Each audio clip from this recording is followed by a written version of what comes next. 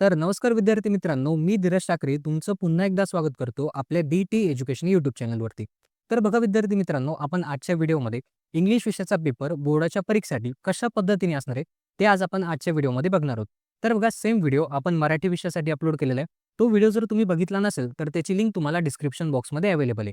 तर बघा आपण आजच्या व्हिडिओमध्ये इंग्लिश विषयाचा पेपर बोर्डाच्या परीक्षेसाठी कशा पद्धतीने असणार आहे, अगदी डिटेलमध्ये आपण आजच्या व्हिडिओमध्ये समजून घेणार आहोत. त्यामुळे व्हिडिओ काळजीपूर्वक व शेवटपर्यंत नक्की बघा. तर बघा तुमचा इंग्लिश विषयाचा पेपर हा 27 फेब्रुवारी 2026 रोजी असणार आहे. म्हणजे खूप कमी वेळ तुम्हाला परीक्षेसाठी उरलेला आहे. आता बघा इंग्लिश विषयाचा पेपर तुमचा 80 गुणांचा असतो. 3 तासाची वेळ तुम्हाला बोर्डाकडून दिली जाते. तुम्हाला 3 तासामध्ये 80 गुणांचा पेपर हा सोडवायचा असतो. आता बघा इंग्लिश विषयाच्या प्रश्नपत्रिकेमध्ये तुम्हाला पहिला सेक्शन असतो, सेक्शन 1 लँग्वेज स्टडी. आता बघा हा सेक्शन तुम्हाला 10 मार्क्ससाठी असणार आहे. अगदी सिंपल सेक्शन असतो आणि ह्या सेक्शनमध्ये तुम्हाला 10 मार्क्स इझिली स्कोर करता येतात. आता बघा ह्या सेक्शनमध्ये पहिला क्वेश्चन असतो, क्वेश्चन नंबर 1A. हा क्वेश्चन डू ॲज डायरेक्टेडसाठी असतो. आता बघा ह्या क्वेश्चनमध्ये तुम्हाला 6 सब क्वेश्चन दिले जातात. त्यापैकी कुठलेही 4 सब क्वेश्चन तुम्हाला सॉल्व्ह करायचे असतात. एकूण 8 मार्क्ससाठीचा तुमचा हा क्वेश्चन असतो. म्हणजे प्रत्येक सब क्वेश्चन तुम्हाला 2 मार्क्ससाठीचा असणार आहे. आता बघा क्वेश्चन नंबर 1A मध्ये तुमचा पहिला सब क्वेश्चन असतो, complete the following word using a proper letter. आता बघा ह्या क्वेश्चनमध्ये तुम्हाला 4 वर्ड्स दिले जातात. त्यामध्ये एक लेटर तुमचं मिसिंग असतं. ते लेटर तुम्हाला फिलअप करायचं असतं. आता प्रत्येक वर्ड्स तुम्हाला हाफ मार्क्ससाठीचा असणार आहे. म्हणजे 2 मार्क्ससाठीचा तुमचा हा क्वेश्चन असणार आहे. यानंतर सेकंड सब क्वेश्चन असतो, put the following words in alphabetical order. आता बघा ह्या क्वेश्चनसाठी तुम्हाला 2 अरेंजमेंट दिले जातात. दोन्ही अरेंजमेंटला प्रॉपर अल्फाबेटिकल ऑर्डरमध्ये तुम्हाला अरेंज करायचं असतं.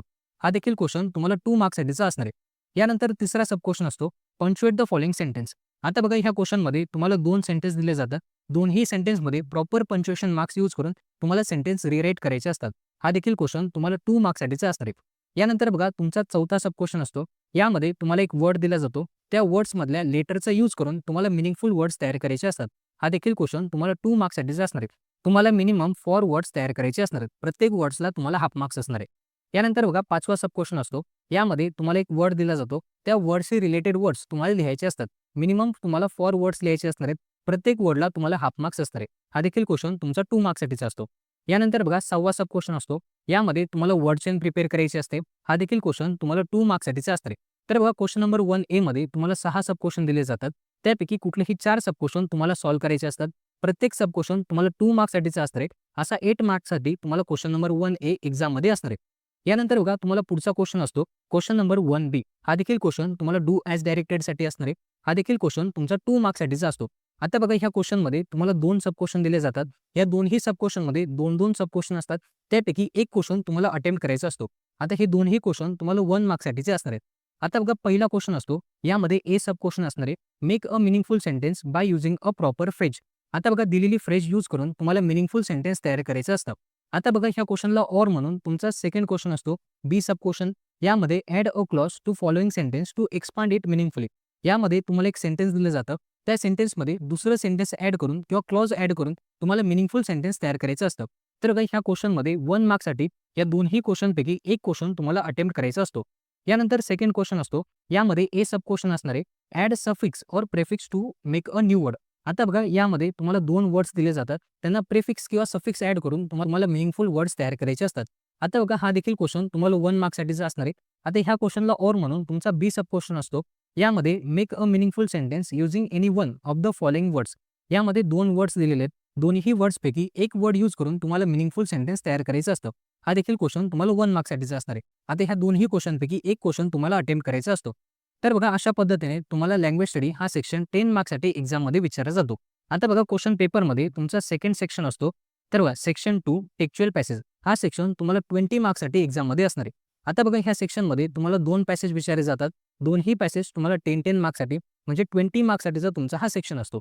आता बघा ह्या सेक्शनमध्ये पहिला क्वेश्चन असतो, question number 2A. Read the following passage, do the activities. हा क्वेश्चन तुम्हाला 10 मार्क्ससाठीचा असणार आहे.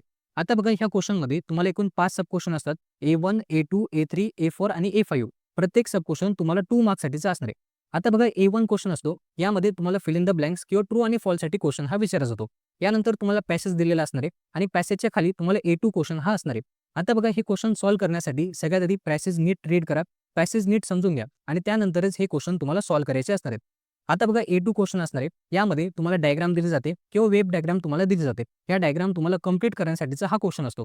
हा देखील क्वेश्चन तुम्हाला 2 मार्क्ससाठीचा असणार आहे. यानंतर तुम्हाला A3 क्वेश्चन असतो. यामध्ये तुम्हाला व्होकॅब्युलरीवरती क्वेश्चन विचारला जातो, ज्यामध्ये तुम्हाला सिनोनिम्स असतील किंवा अँटोनिम्स असतील किंवा रायमिंग वर्ड्स तुम्हाला विचारले जातात. हा देखील क्वेश्चन तुमचा 2 मार्क्ससाठीचा असतो. यानंतर बघा A4 क्वेश्चन असतो. हा क्वेश्चन तुम्हाला ग्रामर टॉपिकशी रिलेटेड असतो. यामध्ये तुम्हाला ग्रामरवरती क्वेश्चन हे विचारले जातात.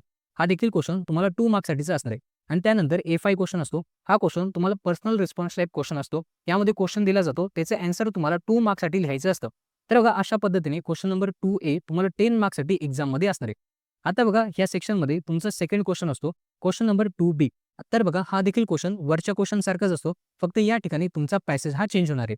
यामध्ये B1, B2, B3, B4 आणि B5 असे 5 सब क्वेश्चन विचारले जातात. प्रत्येक सब क्वेश्चन तुम्हाला 2 मार्क्ससाठीचा असणार आहे. तर बघा अशा पद्धतीने 10 मार्क्ससाठीचा तुमचा हा क्वेश्चन असणार आहे. तर बघा अशा पद्धतीने तुम्हाला टेक्स्चुअल पॅसेज हा सेक्शन 20 मार्क्ससाठी एक्झाममध्ये असणार आहे. यानंतर बघा तुमचा तिसरा सेक्शन असतो. हा सेक्शन तुम्हाला पोएट्री सेक्शन असणार आहे. तर बघा पोएट्री सेक्शन तुम्हाला 10 मार्क्ससाठीचं असणार आहे. आता ह्या सेक्शनमध्ये 2 सब क्वेश्चन असतात, ज्यामध्ये पहिला क्वेश्चन असणार आहे क्वेश्चन नंबर 3A. आता बघा हा क्वेश्चन तुम्हाला 5 मार्क्ससाठीचा असणार आहे. आता बघा ह्या क्वेश्चनमध्ये तुम्हाला पोएम दिली जाते आणि पोएमशी रिलेटेड तुम्हाला 3 सब क्वेश्चन सॉल्व्ह करायचे असतात. A1, A2 आणि A3. आता बघा A1 क्वेश्चन असतो. यामध्ये तुम्हाला ट्रू आणि फॉल्स किंवा फिल इन द ब्लँकसाठी क्वेश्चन विचारला जातो. हा क्वेश्चन तुम्हाला 2 मार्क्ससाठीचा असणार आहे. त्याखाली तुम्हाला पोएम दिली जाते आणि त्याखाली तुम्हाला A2 क्वेश्चन हा असणार आहे. आता बघा A2 क्वेश्चन तुम्हाला कंप्लीट द वेब किंवा कंप्लीट द डायग्राम असा हा क्वेश्चन असतो. हा क्वेश्चन देखील तुम्हाला 2 मार्क्ससाठीचा असणार आहे. आणि त्यानंतर A3 क्वेश्चन असतो. यामध्ये तुम्हाला व्होकॅब्युलरीवरती म्हणजे मोस्ट ऑफ द टाईम तुम्हाला रायमिंग वर्ड्स विचारले जातात. हा क्वेश्चन तुम्हाला 1 मार्क्ससाठीचा असणार आहे. तर बघा अशा पद्धतीने क्वेश्चन नंबर 3A तुम्हाला 5 मार्क्ससाठी एक्झाममध्ये असणार आहे. यानंतर बघा ह्या सेक्शनमध्ये तुमचा B सब क्वेश्चन असतो. Question number 3B. हा क्वेश्चन तुम्हाला ॲप्रिसिएशनसाठी दिला जातो. तर बघा तुमच्या टेक्स्टबुकमध्ये जेवढ्या पण पोएम्स दिलेल्या आहेत, त्या पोएमपैकी कुठलीही पोएम तुम्हाला दिली जाऊ शकते आणि तिचं ॲप्रिसिएशन तुम्हाला 5 मार्क्ससाठी ह्या क्वेश्चनमध्ये लिहायचं असणार आहे. आता बघा ॲप्रिसिएशन लिहिताना तुम्हाला काही पॉईंट्स दिलेले आहेत. त्या पॉईंट्सनुसार तुम्हाला ॲप्रिसिएशन हे लिहायचं असणार आहे. ज्यामध्ये टायटल लिहायला तुम्हाला हाफ मार्क्स असणार आहे. त्यानंतर नेम ऑफ पोएट, पोएटचं नाव लिहिण्यासाठी हाफ मार्क्स असणार आहे. त्यानंतर राईम स्कीम लिहिण्यासाठी 1 मार्क्स असणार आहे. त्यानंतर फिगर ऑफ स्पीच लिहिण्यासाठी 1 मार्क्स असणार आहे. त्यानंतर थीम किंवा सेंट्रल आयडिया लिहिण्यासाठी 2 मार्क्स असणार आहे. असं एकूण 5 मार्क्ससाठी तुम्हाला ह्या पॉईंट्सनुसार ॲप्रिसिएशन ही लिहायचं असणार आहे. तर बघा अशा पद्धतीने 10 मार्क्ससाठी तुमचा सेक्शन 3 पोएट्री सेक्शन एक्झाममध्ये असणार आहे.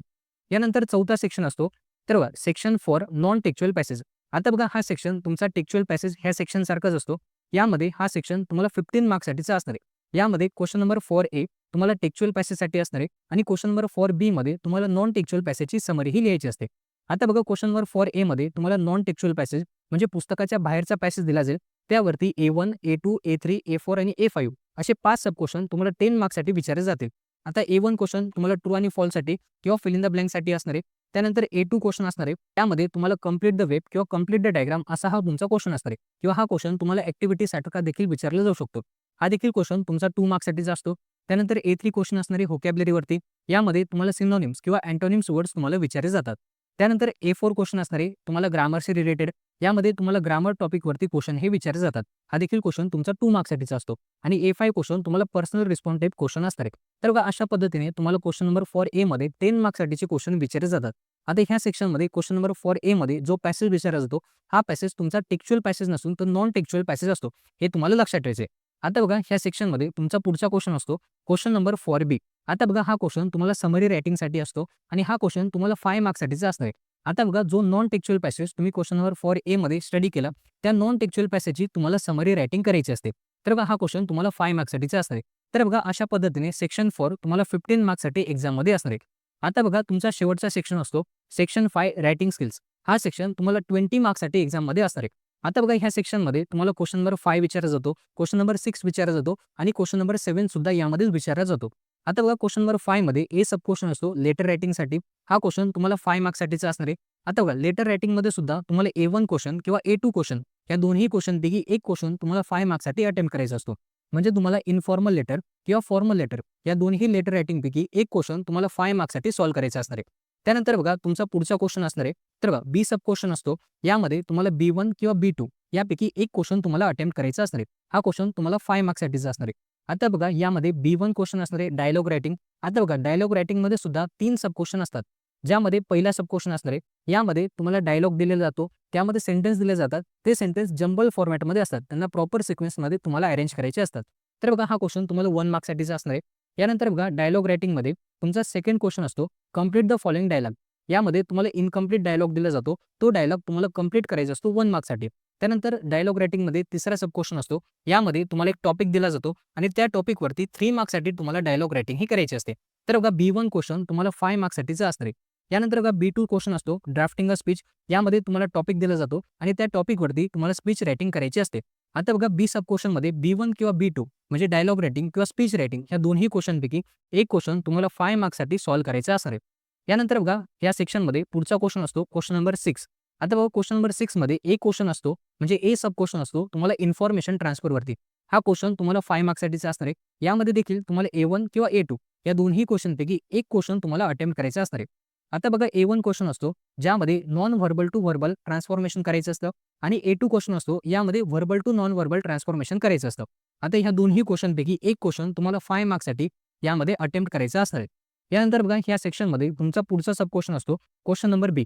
आता बघा हा क्वेश्चन तुम्हाला एक्सपांड द थीम असा हा क्वेश्चन असणार आहे. हा देखील क्वेश्चन तुम्हाला 5 मार्क्ससाठीचा असतो. यामध्ये देखील तुम्हाला B1 आणि B2 सब क्वेश्चन दिले जातात. दोन्हीपैकी एक क्वेश्चन तुम्हाला अटेम्प्ट करायचा असतो. आता B1 क्वेश्चन असतो तुम्हाला न्यूज रिपोर्ट रायटिंगवरती.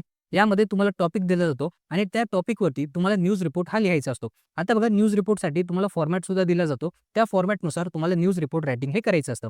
आता बघा B2 सब क्वेश्चन असणार आहे. यामध्ये तुम्हाला डेव्हलप अ स्टोरी असा हा क्वेश्चन असणार आहे. ज्यामध्ये तुम्हाला स्टोरीची स्टार्टिंग दिली जाते आणि स्टोरी तुम्हाला कंप्लीट करायची असते. आता बघा B1 क्वेश्चन किंवा B2 क्वेश्चन ह्या दोन्ही क्वेश्चनपैकी एक क्वेश्चन तुम्हाला 5 मार्क्ससाठी सॉल्व्ह करायचा असणार आहे. ज्यामध्ये न्यूज रिपोर्ट रायटिंग किंवा डेव्हलपिंग अ स्टोरी ह्या दोन्ही क्वेश्चनपैकी एक क्वेश्चन तुम्हाला 5 मार्क्ससाठी अटेम्प्ट करायचा आहे. यानंतर तुमचा शेवटचा सेक्शन असतो स्किल डेव्हलपमेंट. हा सेक्शन तुम्हाला 5 मार्क्ससाठीचा असणार आहे. आता बघा यामध्ये क्वेश्चन नंबर 7 तुम्हाला विचारला जातो.